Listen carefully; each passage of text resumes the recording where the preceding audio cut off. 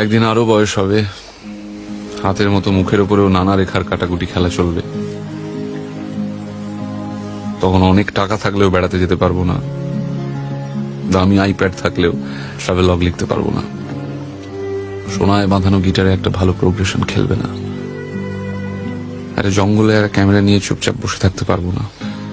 সব কাকে বলবো তখন?